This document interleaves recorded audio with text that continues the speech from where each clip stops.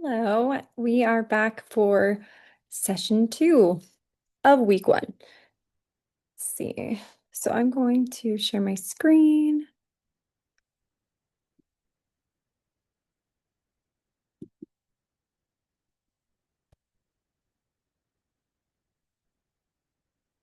Okay.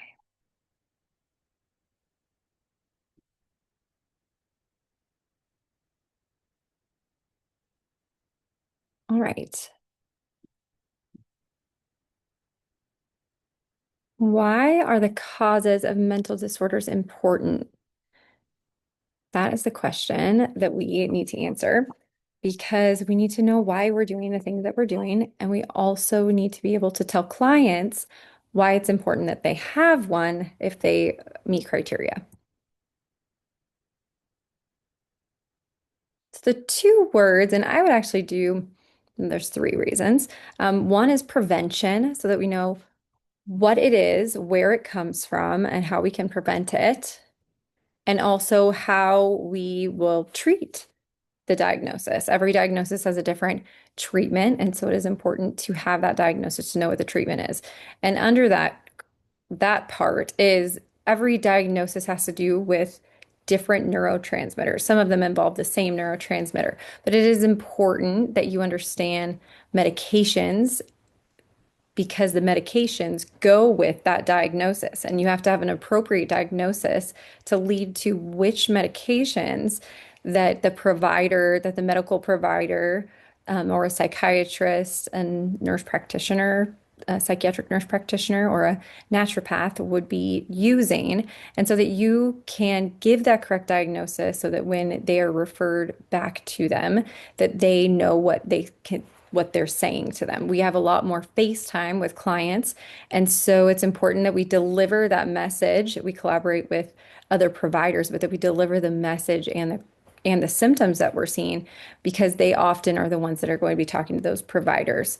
And it's important, again, because the medication goes off of which diagnosis. Um, our treatment is definitely linked to the etiology, and we need to address those underlying medical issues, address any psychological factors, negative thoughts, unhealthy relational dynamics. If they're in an abusive relationship, obviously that's going to have an impact. If they have negative thought dynamics, then we need to, maybe that would be a CBT type of dynamic where how easy is, let's not say easy, but how effective is the treatment going to be? How fast is the treatment going to be? And would this psychological factor, is this a short-lived or a longer functioning issue? We are going to help foster coping and connection. For practice, this may play out in appropriate referrals, like we talked about, and the theory that you choose in treating that diagnosis. So if for me, I treat a lot of trauma, I'm going to be looking at PTSD, adjustment disorders. I use a lot of EMDR, and it's important that I understand that that I'm going to be using EMDR for PTSD. I may also use that for OCD or anxiety. Not as often will I use it for depression. There are other evidence-based practices that I would use for those interventions. But it is important to really understand the diagnosis because the treatment follows. And it's also very important. Let's say that someone has PTSD with a high level of dissociation. If we don't diagnose the dissociation, it greatly impacts the way that treatment should follow. EMDR is inappropriate for someone that has high levels of dissociation. It's not going to work, and it can endanger that client. And so we need to be really aware of that how we diagnose is really important. We need to pay really close attention.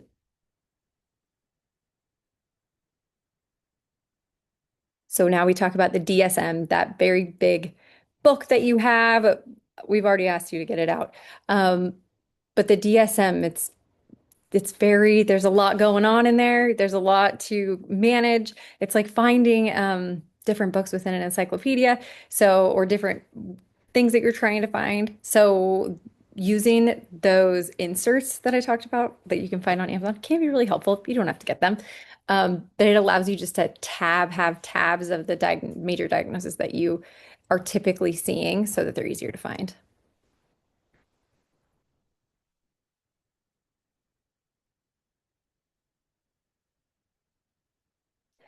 So, what does the DSM have to say about etiology and treatment? Sitting in that, should the diagnostic criteria lead to then noting where this may come from and treatments? That would make sense, except it doesn't. It doesn't say what the etiology is or the treatments that are appropriate for it, which is interesting and thought-provoking. It just gives us a common language to research etiology and treatment, but says almost nothing about it. It lists hundreds of mental disorders. It's focused on pathology, and provides a common language by describing criteria for diagnosis, key clinical features, and related features that are often, but not always present. That's the other thing to think about is someone might come in with postpartum depression and it looks one way. And you might see five different individual people with postpartum depression and they all look very, very different. And so it's important that you understand that all of these diagnoses are on a spectrum and that someone might not hold your preconceived visual or symptomology that you have seen or that you are expecting. So, really paying attention to the little things and really paying attention to the dynamics and the environment and where this person is coming from, the situation that they're coming from. Also, key things are genetics. I often check in with, well, has any of your relatives been diagnosed with a mental health condition? Do you know if your mom, if she was ever diagnosed with postpartum depression? What was that like? So it's important that we have a really good intake, that you have a lot of information, a holistic amount of information so that you can lead to a better diagnosis, more appropriate. People can be diagnosed with multiple disorders. Um, Often they are. We we see that anxiety is on this side, but honestly, anxiety, I see a lot of anxiety that if you're having really high anxiety for a long amount of time, it can lead to a downturn where then you're in a depressive situation. That does not mean bipolar. It just means your body cannot hold that amount of energy and hypervigilance for too long. And so you might see depressive spaces in between. It might look like that in a day. You might be really, really anxious during the day, all day, going, and then feel really withdrawn and exhausted at the end of the day. And so you might see a lot of symptomology of depression, a lot of symptoms for anxiety. And I typically, like, you can diagnose for both. Typically, one of them is more prominent than the other. If you treat one, then the other kind of goes away. But if both criteria are met, you would want to book both. But as I was talking about with this anxiety depression one, I think the anxiety would be the primary because that high level is leading to that downturn. So it is important to say, okay, I'm not kind of pigeonholed into this one diagnosis. I need to look broader. I need to look at all of the symptoms to create the whole picture. It is a controversial book. It's often edited for different social reasons, and context is edited, symptoms are edited as the psychological culture and organizations and practitioners come together and see where there is error and there is differences in thought and treatment. Principles of diagnosis. You want to generally focus on the present, generally. If we're seeing someone that is experiencing it looks like major depression, if we don't look at their history, though, of a potential manic episode, we could be totally diagnosing them with the wrong diagnosis. So we do need to look at the present, but we need to look at the context. We need to look at the history to accurately diagnose. Be very thorough. That's how we take that very in-depth intake. We want family history. We want medications that they have already been on. I do want to know what other practitioners may have diagnosed them with. I might not go with what they said, but I do want to know. I want to know what those other opinions were. Be concise, be holistic. That's why I always refer to a medical doctor for blood work if that hasn't been done. If we're seeing depression, anxiety, bipolar symptoms, also OCD. There's all types, I mean, in any mental health condition, we really do want to rule out a lot of those medical conditions as being a primary. That doesn't mean that they both don't exist together. They could have a thyroid condition that is leading to what looks like depression, but they could still treat the thyroid condition and then they could still have depression. So we really need to understand that one doesn't take away the other, though. They might have, then we would need to treat both, right? The doctor would need to treat the thyroid, see how that kind of worked itself out, and also treat the depression.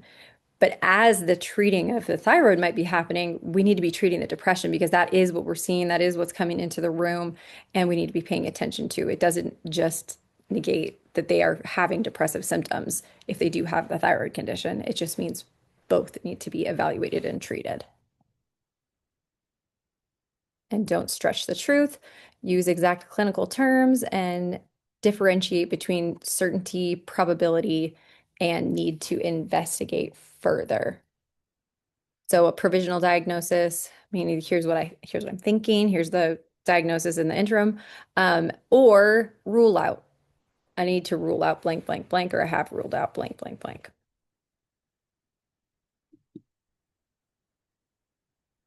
Okay. Oh, lovely. So what I would really love for you to do is take this time to go and watch the video that's connected into the module. It is an amazing video. I'm pretty excited about it. So I think it will be really, really helpful for you guys to listen to um, about those ethical dimensions of diagnosis and give a little bit more in-depth insight. And then after watching that video, you can just pause right now, watch that video and the modules within Canvas, and then come back.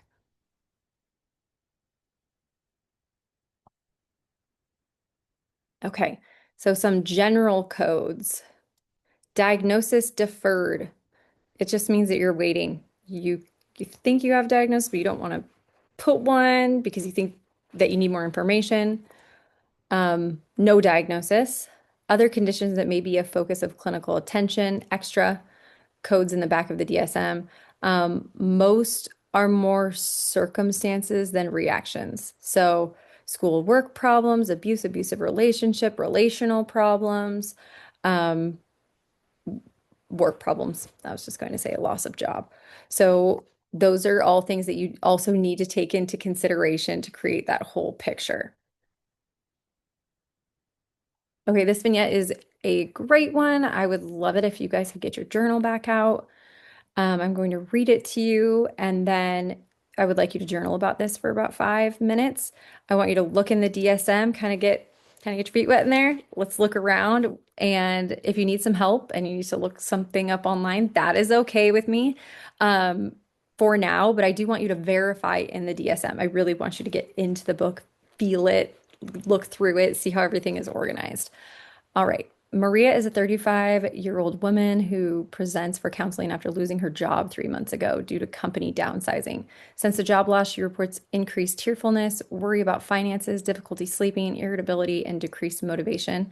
These symptoms began within several weeks of the stressor and fluctuate depending on current stressors, such as job interviews or financial conversations. Maria denies a prior history of depression or anxiety and reports functioning well emotionally before the job loss. She remains able to maintain daily responsibilities and maintain relationships, though tasks feel more effortful. Um, and she feels emotionally overwhelmed. She denies suicidal ideation, self-harm, or periods of elevated mood. Her symptoms have not persisted beyond 6 months since the stressor and do not meet full criteria for major depressive disorder or another mood or anxiety disorder. So I would like you to sit in that, and I would like you to sit in that and kind of look back over this, pause this, and look back over, and we're looking for keywords. So if I'm going through this, I'm going to look at, okay, 3 months ago. We're looking at timing. So she lost her job 3 months ago, circumstance. 3 months is a really important aspect of a diagnosis. We're looking at timing. Um, she reports, okay, now we're looking at symptoms, we're timing symptoms, tearfulness, worry about finances, difficulty sleeping, irritability, and decreased motivation. We have symptoms. Um, Timing again, these symptoms began within a few weeks of the stressor. So there's a connection there. So we have a timing, we have symptoms. Um, Fluctuating, we also need to know that, how or when those things come up, and prior history. So we need to see, like, is there a prior history of these things? Can we attribute it to the prior diagnosis? Is that what's coming up again, or is this a new diagnosis? Um, Also, then functioning, so we've gone to timing, symptoms, and level of functioning is where we are right now.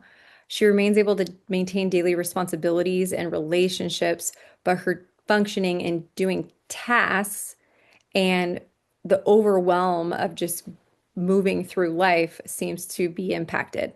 She is denying suicidal ideation, self-harm, and periods of elevated mood, which if there's periods of elevated mood, we might look for a different diagnosis. So those are kind of key things that you're looking for. Her symptoms have not persisted beyond 6 months. And that's also key because if it has persisted beyond 6 months, then it would be a different diagnosis. So can you see how timing, symptoms, functioning is really the things that we're keying into? And then if it gives other other criteria in here. And I would actually kind of just not think about that it doesn't meet full criteria for anxiety disorder, or you can keep in the major depressive disorder or other mood disorder. So it's not a mood disorder of any kind. Take out the anxiety disorder, um, because that kind of puts it into a whole other thing. So we're just going to forget that that is in there. And I'm not saying that it's anxiety. So look at those, kind of jot those down. Remember, we're looking for symptoms, timing, functioning. And then we will go over what that diagnosis would be. And please add this into your journal.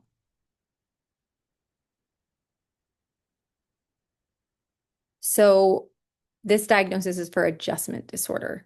Maria's presentation meets criteria for adjustment disorder, but it does not meet criteria for depressive disorder or anxiety disorder. The stressor is job loss. So we are identifying what happened, the onset. So timing, we're looking for timing. Why timing, the distress or the symptoms. That's what I go with, symptoms. What symptoms are we seeing? And functioning, the impact. How much is this impacting her life?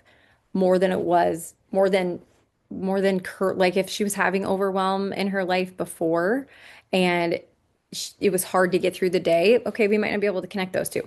But if after it's impacted functioning to this level, then it does meet a criteria for adjustment disorder.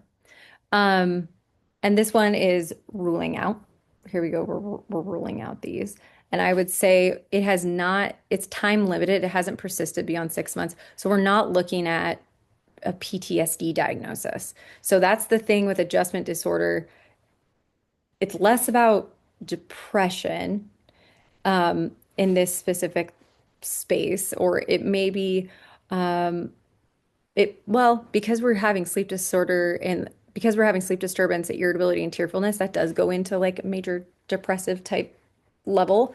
Um, so adjustment is really connected to time.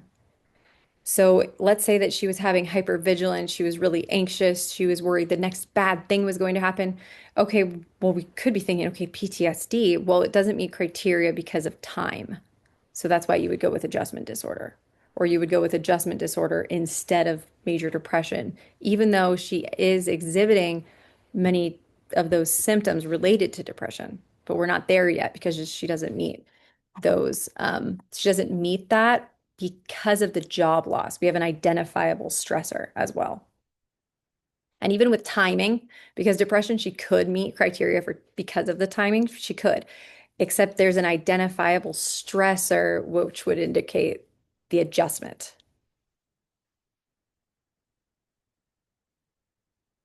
Now we're going into a different space. And I think the delivery, after we've come to a conclusion about a diagnosis, how do we deliver this to clients that it will be received and that it is a place of hope and a place of, hey, here's now we know what is going to be our plan. How are we going to treat it? What does this say? How are you conceptualizing this?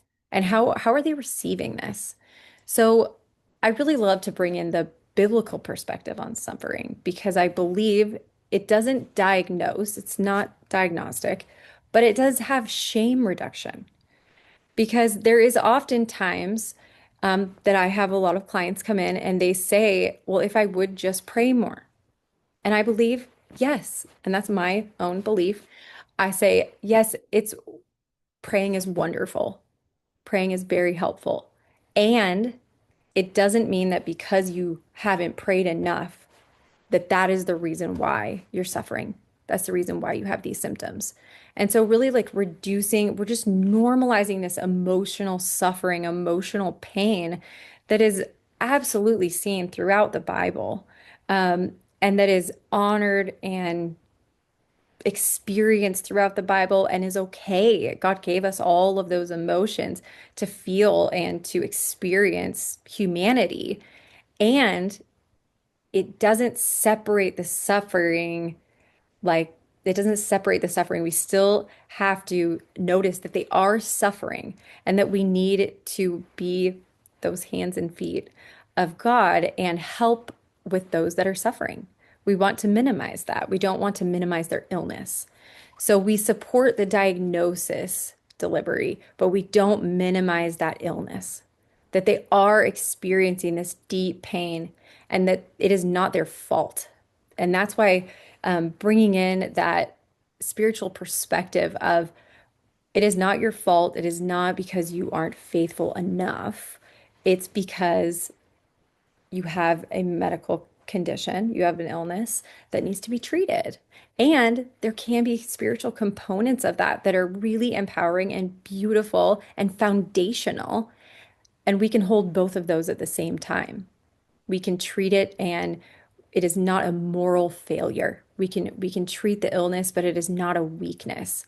It separates that suffering from weakness and moral failure or shame and guilt, which is what which is what our job is to deliver this and to deliver a diagnosis to create hope and a plan for treatment and a way through a path through to help. Like we are the helpers, so we're creating a path to hope, and also engaging in their like their faith perspective and bringing that into this conversation and also using it as humanizing this experience.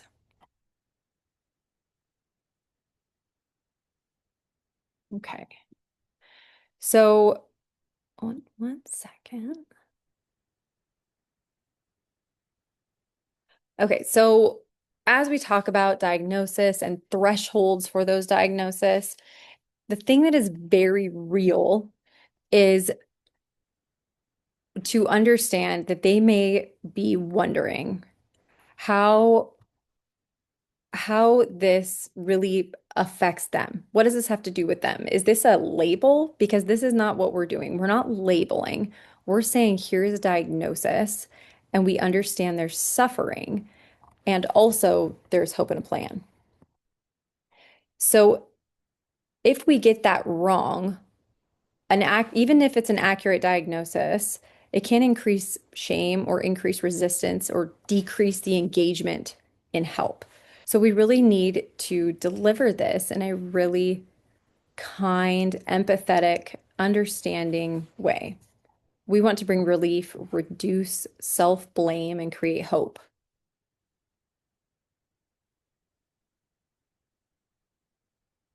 Let's see.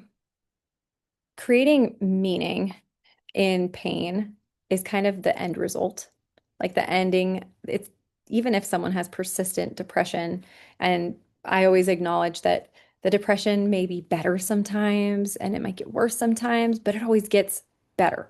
Even at 5%, even at 10%, even 20% through the day, like the depression fluctuates, right? It doesn't mean that it fully goes away. We would hope that the symptoms decrease significantly and they're not having depression symptoms, but putting into context that we are normalizing improvements. We're also engaging in that resilience that they have. I really honor and bring attention to the fact that they're trying, that they're here. Like you're here today. You're here today. This is the first step. That's an amazing, amazing first step. Um, we really do need to pay attention to those trigger phrases of, if my faith were stronger, I wouldn't feel this way. Needing help means I failed spiritually, or depression means something is wrong with me as a person. And these are interpretive frameworks. And so it's important that we create a different lens on on those things. And so it can be seen as a cognitive behavioral um, intervention and also truth. Um, within Christianity, the Bible does not it didn't, sorry, within Christianity, the Bible does not frame suffering as weakness or sin or pathology. Even the Gospel of Jesus, it describes him as experiencing overwhelming sorrow, deep emotional anguish, inner turmoil, and grief and weeping. And it's important that although that is not a clinical experience, it is the experience of humanity and it is connective and it's okay. And normalizing that and having them see their suffering as something other than weakness is so empowering. And we can give them that. That's a really big gift. So changing the narrative about mental health can normalize emotional pain, reduce spiritual guilt, and separate suffering from weakness. Okay.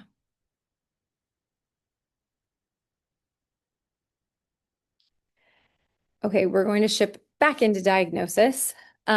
We do not diagnose the emotions. We diagnose patterns of dysfunction, and symptoms. So there are normal human experiences if it matches what is going on.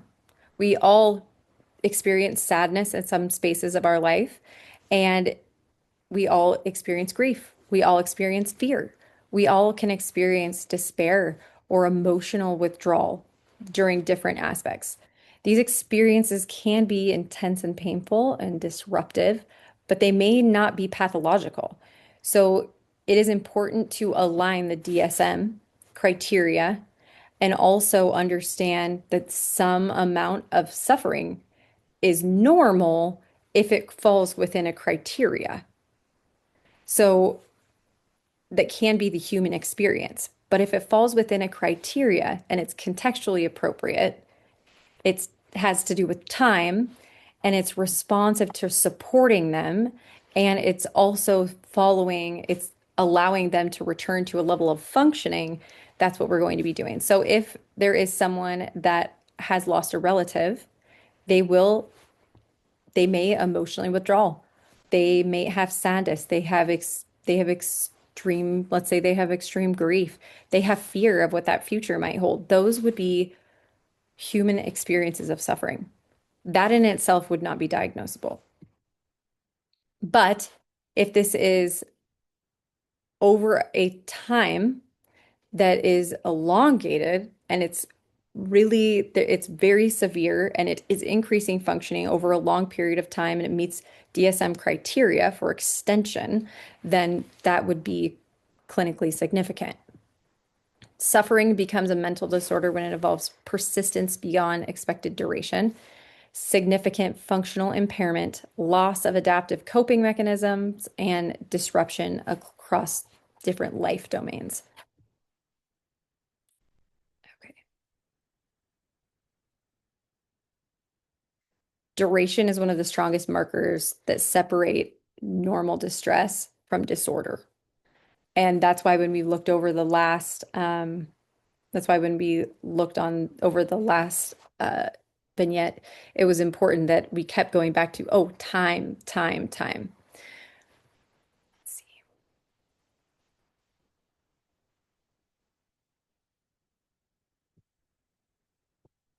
There are many diagnoses that do rely heavily on time, like generalized anxiety, 6 months PTSD, more than 1 month.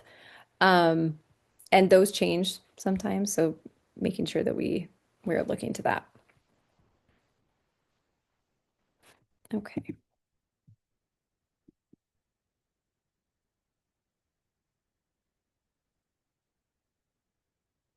Okay, I would really like you to take this time to watch this video. I will also have this linked in the module. It is about the spiritual connection, and I think integrating that and understanding suffering is a big part of diagnosis and giving understanding to that we can be having this inner storm, as it says, and that there is hope. And with identifying what diagnosis it may be and coming up with a treatment, we can bring hope and a plan for the future.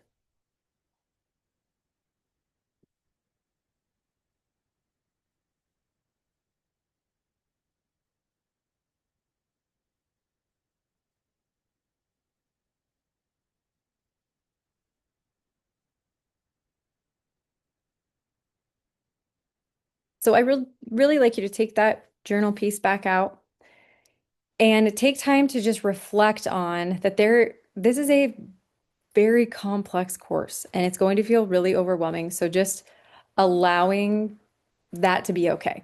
And no question is is not welcome.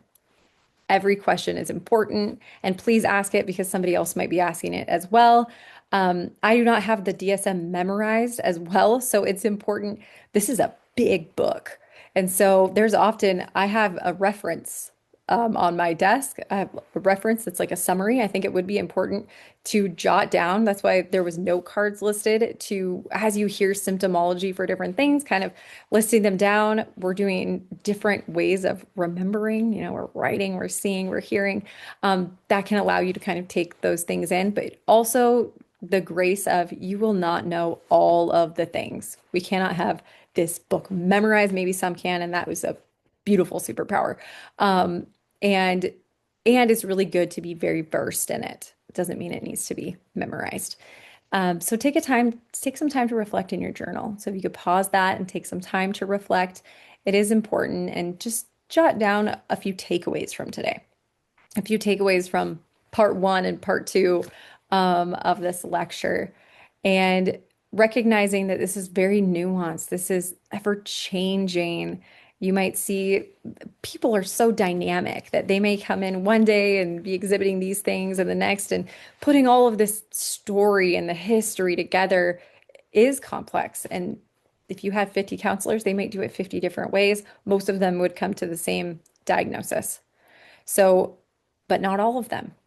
And so that's why collaborating with other providers is really important. And that's why we're going to collaborate together and talk about it, because everybody's insight is profound in making sure that people are treated correctly and the interventions are done correctly and that they have all of the help they need within that team setting, creating that team of providers like a doctor, Maybe it's a nutritionist if somebody is dealing with an eating disorder. That's often I will bring in a doctor, bring in a nutritionist, and they'll see me.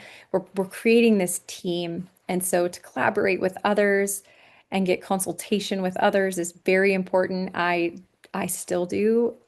I hope all providers still do. That is part of that is part of their requirements is to make sure that that's still happening and in continuing education.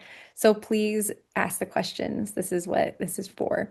And I hope that everybody can again be vulnerable in that and we can learn that together. So please sign up for your presentations. They are listed in Doodle, I'm pretty sure it's called. And you can just put your name in there. If there is a change that you want to make, if you want to do a different disorder within that disorder, one of them is listed. But if you're like, I don't really want to do that one specifically, can I do a different one? Just drop me a note. I think there's a place to do a note, but if there's not, you can email me um, that you want to do a different one within that. We will be going over any other questions you have in week 2. You can also email me. I will be out until the 16th. But please, you can be emailing me as we're going. If things come up, please do. I will be able to check it, I think, pretty sure. I just don't know if I have very good internet. So I will be checking that.